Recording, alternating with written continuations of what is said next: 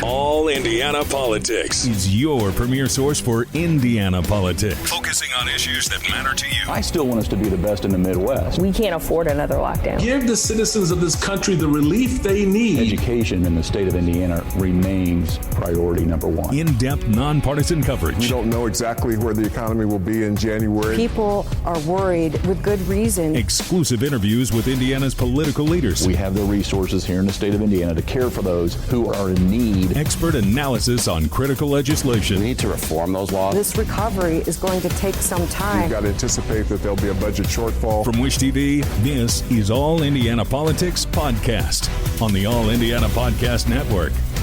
Good Sunday morning. Welcome to another edition of All Indiana Politics. I'm Phil Sanchez. Next year's Attorney General's race is coming into focus. Destiny Wells says she will seek the Democratic nomination for that office. She's challenging Republican incumbent Todd Rokita, who's seeking a second term. You might remember Wells from her campaign for Secretary of State last year. Well, she sat down with our government reporter Gerrett Bergquist for her first television interview after her campaign launch. Let's bring in Destiny Wells. Destiny, welcome back to the program. Hey, great to be here. Tell me about your decision to run for Attorney General. Well, I had been mulling over the decision for the last couple of months, and I just could not leave what was on the table that we left last year. We built a lot of infrastructure in our Secretary of State race, and we started from scratch. So we're going to try again and do this time, and we're super excited. You said you want to restore ethical conduct to that office, and you plan to lead by example in order to do so.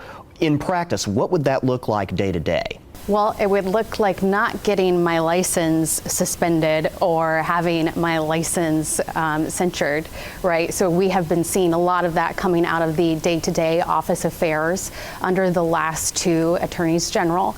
And so what we want to do is restore integrity and professionalism to the office. I've worked in that office before. I've even worked as a line dag, and I understand the day-to-day affairs. I understand the expectations that are put on the staff and where there are areas for improvement and how to get back to business in the office.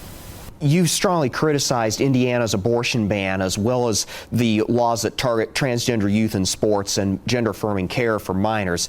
If you were elected Attorney General, would you enforce those laws or defend them in court? What I would not do is what has been happening lately, and that is where the Attorney General is using investigative demands to go on a bit of a witch hunt, whether it be the Department of Health, the Indiana Department of Health and our own agencies, or whether it be investigative demands, which is a subpoena-like power with hospital corporations. So I would not be out searching for the cases, but I would have the responsibility in upholding the laws as set by the legislature and executive. You said you would want to enact a workers' bill of rights if you were elected Attorney General. What would that entail? So we've seen over the last couple of years the Parents' Bill of Rights, despite having an Indiana Department of Education. And so let's look at what we actually need. We have not had a Democratic Attorney General since before Right to Work. And so the needs have changed. And we need to look at our surrounding states and how they're better than us. The Illinois Attorney General's office has a very robust labor division where they are looking at issues like worker misclassification and wage theft. And so we want to help Hoosiers in that way and work with whether it be supporting union needs and making sure that we are giving enough resources to work and collaborate with local prosecutors. And we can do anything from having a task force of a couple line attorney deputies, some deputies, attorney general, or we can look at it from an even more robust perspective, like in Illinois, where they have an entire labor division devoted to that. Would you pursue any enforcement actions against social media companies such as TikTok, as the current Attorney General has done? So what we've seen is a very deliberate effort by the Republican AGs Association, by RAGA, to jump on litigation throughout the country. It could be not just social media. It could be a pipeline in Montana. It could be a climate bill in California. It could be a border issue down in Texas. And those are very hyper-partisan political issues. Similarly to social social media. There are concerns in social media, and you can see that not only in the Democrat AGs Association, but also the Republicans. But it needs to be in a purposeful way and not just a way to get on the news or to copy, the Texas AG's office. If there's already litigation out there, we need to be more mindful about how we use our resources within the Indiana Attorney General's office. In 2022, you, Tom McDermott, and Zanae Brooks ran as a more or less united slate of candidates. This time around, do you plan to do that again, or would you be focused more on your individual run for AG? Well, and there was also Jessica McClellan, who was running for treasurer, and so that was a very united ticket. And what we want to do again this time is to be a united front. I just spoke with Jennifer McCormick on the phone last night, and we talked about how we were going to do that. And the AG's office, there's only one current AG. He's not the governor. And so I need to be focused on the AG's office and what we can do better when it comes to that office as compared to who may be the Senate candidate when we find out in May, or our only gubernatorial primary candidate right now, and that's Jennifer. You took home 40% of the vote when you ran for Secretary of State in 2022, and that race did not feature an incumbent candidate. What makes this election different? Well, it was a midterm, right? And so we had, just like I discussed all last year, we had a turnout issue in the midterm. And we did not see turnout that we wanted in the urban areas. And a Democrat cannot be successful unless they have that turnout. And so we are looking at a very different year. This will be a presidential year, and we will have much more people showing up to vote. And yet to be determined what next year's presidential ticket looks like. But we will take that as it comes, and we expect it to be a very different year, and that's why we are doing this again. We are very optimistic that we will be working with more of the electorate, and we will also be looking at issues that we underestimated last year, and that is straight ticket voting, right? I don't think anybody understood how polarized the electorate was last year with straight ticket voting, where people are walking in, they're just pulling for their party, and they're not considering the candidates. We expect that people will be looking much more closely at the candidates next year, just by virtue of what is at the top of the ticket in a possible, Donald Trump, President Biden matchup, and maybe a third-party candidate. What do you believe sets you apart from any other potential Democratic candidates for Attorney General? Exactly what I just said, that we are the only candidate that will have the infrastructure from running a down ballot race last year. I have our infrastructure when it comes to party support from Northwest Indiana across and down south. I got to know a ton of people last year, and when it comes to that infrastructure within the party and having that statewide party support, I believe I am unmatched in that regard. All right, coming up, we sit down with an Indiana mayor-elect who will make history when he takes office. Coming up.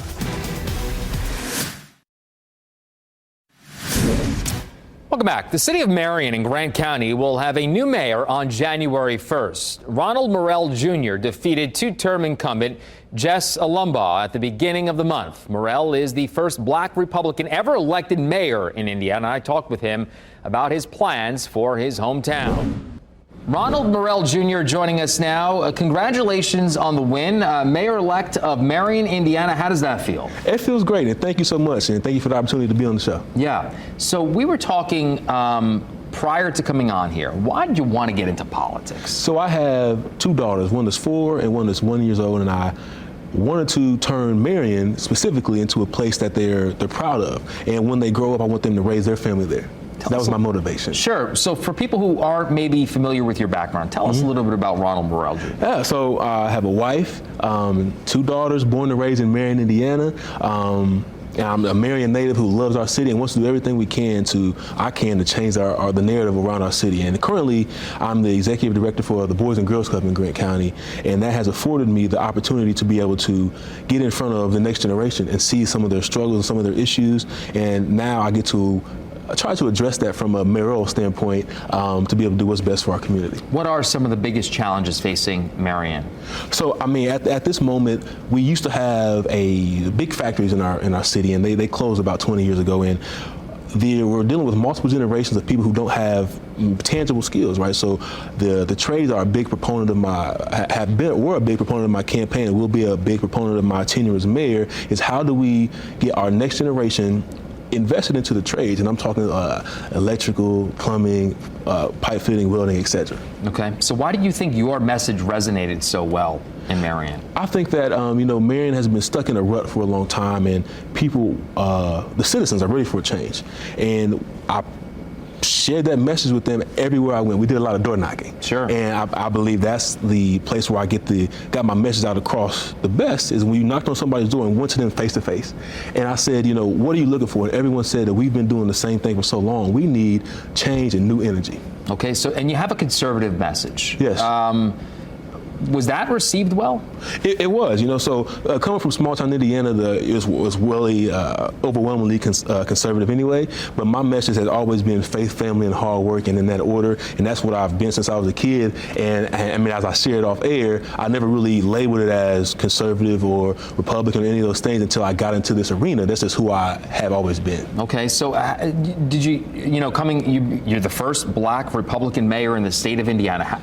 First off, that's a big tip to the cap, right? That must have felt like a pretty good accomplishment. Yeah, I mean, there's the historical component is large. I mean, the first black Republican in the state of Indiana mayor is huge. The first black mayor of Marion is huge. I try not to get too wrapped up in the history. I mean, I acknowledge it, and I'm super excited to be, quite frankly, making United States history at this point. Sure. To be able to do something so significant. But I really try to remain focused on how can I take this attention, this historical accomplishment, if you will, and be able to bring all these resources to our city to make sure our citizens benefit from this. Because if I make all this history and don't accomplish anything for our citizens, what's the point? So first day in office, or the first month in office, I should say, in January, what is the first thing you do? Well, there's a lot of transition. A lot of our key department heads are retiring, so it's going to be a lot of new hires, shifting things around, and making sure we have a good, solid core of people to move our city forward. So it's really just going to be a lot of team building for the whole first month. So a lot of administrative stuff. Yes. And then from there, how do you, deliver on the message that you were pushing during the campaign? Yeah, I think that it starts with staying in front of the people. As a leader or as elected officials, I've noticed a lot of times people get into office and they disappear. They're no longer at the events, they're no longer at the things that got them into the office. So I didn't make any promises on this campaign, but the one promise I am going to make is I will continue to be the leader that I was on the campaign trail. So you'll still see me at the events, you'll still see me at the kids' games, you'll still see me at the schools, and I think that being present and being showing that I actually care about the community will bring about that change. One of the initiatives that I spoke about across the campaign was called Clean City Marion 2.0. And what this initiative is a focus on making sure our city is clean. So getting the trash off the streets, getting the blighted homes and abandoned buildings tore down. And that is something that our citizens are very passionate about. And it'll be one thing for me to sit behind the desk in my office and say, you go clean it, but it'll be a whole other thing when I put the gloves on and roll my sleeves up and clean with the citizens. And that's my vision, and that's how I plan to lead in every aspect of the city. Ronald Morrell Jr., thanks so much for taking the trip down from Marion, Indiana, and being here in studio with us. We appreciate it. Thanks for having me. Thank you. Thanks. All right, coming up, Indiana's Best Political Team assesses our early previews of next year's election and legislative session.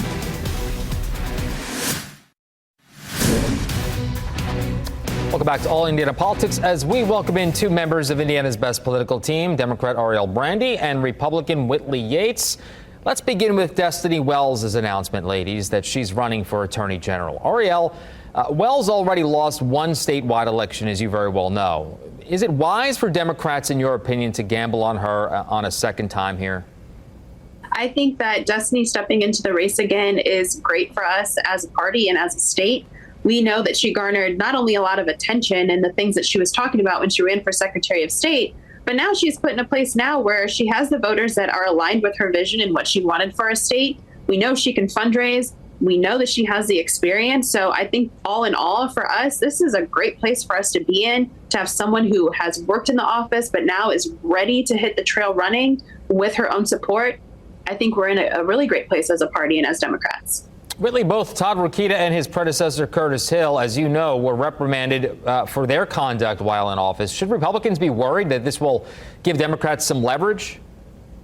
I mean, if people are expecting everyone to be perfect, then I guess maybe the Democrats can utilize that as leverage. But the truth is, come what may, what the Indiana courts have said or reprimanded has nothing to do with how voters feel about how the state of Indiana is handling its legal affairs. And the truth is they overwhelmingly voted for Curtis Hill, overwhelmingly voted for Todd Rokita. Destiny Wells was rejected by Indiana voters overwhelmingly in the past election. And after that, now she has pivoted and switched her positioning and her point to now she's going to run for another office. She will run for anything besides dog catcher to get in a position of power. It seems like a power grab to me, and it's not something that she truly wants to do, but something that she wants for the power only and not to make actual change or be a person of purpose. Arielle is shaking her head in disagreement. Go ahead.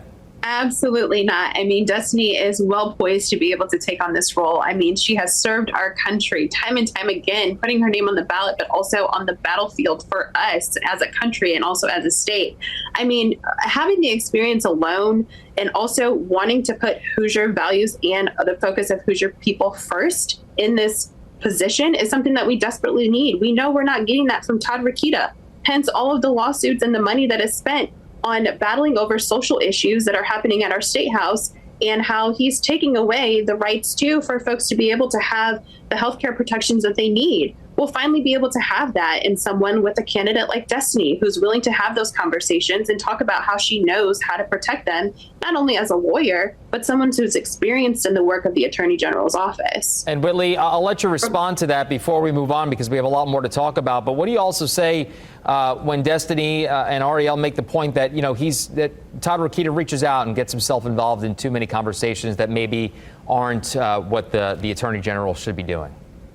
I mean, I would point to Destiny Wells consistently being involved in the abortion debate and advocating for that. Listen, she lost an election on November 8th, and on November 30th of 2022, she was tweeting at Todd Rokita. So she just shifted or diverted her aim. The truth is, if she wanted to be this person, if she wanted to run for this office, she should have done it in 2022, as she has worked in that office. I don't know why she ran for Secretary of State or why they continue to put her on the ballot when she's been rejected by Hoosier voters. I don't think she has the best interest of Hoosiers at heart. And I know from my own personal interactions on Twitter, she didn't even want to discuss things with me until I had my law degree. So if that is the type of person that they want to put in office, by golly, run her, and I will be on the Rokita train to take her down. Okay, well, we'll see what happens on that one. Let's turn to the legislative session, okay? Republicans say they want to address chronic truancy and lower reading proficiency scores. That would include holding back nearly all third graders who can't read at the fourth grade level. Whitley, is this smart? I'm going to be honest. Right now, our entire education system needs to be revamped. And when we're talking about literacy rates and we're talking about the school to prison pipeline, this is a clear indicator. It has been stated on many different research documents that if children cannot read at the third grade level, then they have a greater and more likely chance of ending up in prison. I think that something needs to be done, but it needs to be more than just holding the students back. What types of programs will we have at these schools to get these students up to the level necessary for reading? Those are some of the things that I'm looking for. What type of wraparound services are we going to provide to our students so that they're not just held back and left behind, but that they're able to move up within the educational system and be at the adequate level for their age so that we can be employing and equipping our future leaders to be the best that they can be? Third grade level, I believe I said fourth grade level. That was my fault. Arielle, about a minute and a half left. Do we need to reconsider how we measure when students are ready to move up to the next grade, next level? I am in agreement with Whitley. Oftentimes there are things that we can agree on, and this is definitely one. Our education system is failing our kids right now, and there are no services for them to turn to. We need to make this a priority moving forward. For us as, moms of school-age children, this is a top priority for us, whether our girls are in the grade or not. we know that we are seeing the direct result of our system failing us, not only in the classroom, but in our own households as well. So I'm looking forward to seeing, as Whitley stated, what those services are going to be and how our state house can come together to make sure that we're delivering for our students. Holding them back, I don't think is a direct result of what we need to be happening. There are different things that we can be looking at to make sure that our students and scholars are successful, not only in the classroom, but outside of it as well. I've been having conversations with educators and teachers about how they're feeling about things like this, and this is something that they've been talking about for a while, but I don't think it's definitely a concern. All right. Good conversation, ladies. As always, we look forward to talking with you in the future. Thank you so much, and we will be right back. And thank you for joining us for All Indiana Politics this Sunday. We'll be back here next Sunday morning at 9:30. You can also find our brand new All Indiana Politics podcast. It's part of the All Indiana Podcast Network over at wishtv.com. Have a great rest of your weekend.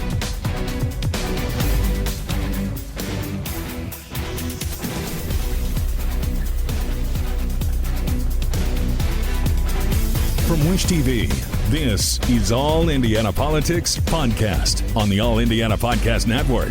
Watch All Indiana Politics live Sunday mornings at 9:30 on Wish TV and at wishtv.com. Subscribe to this podcast and listen weekly here on the All Indiana Podcast Network. And be sure to discover even more great podcasts at allindianapodcastnetwork.com.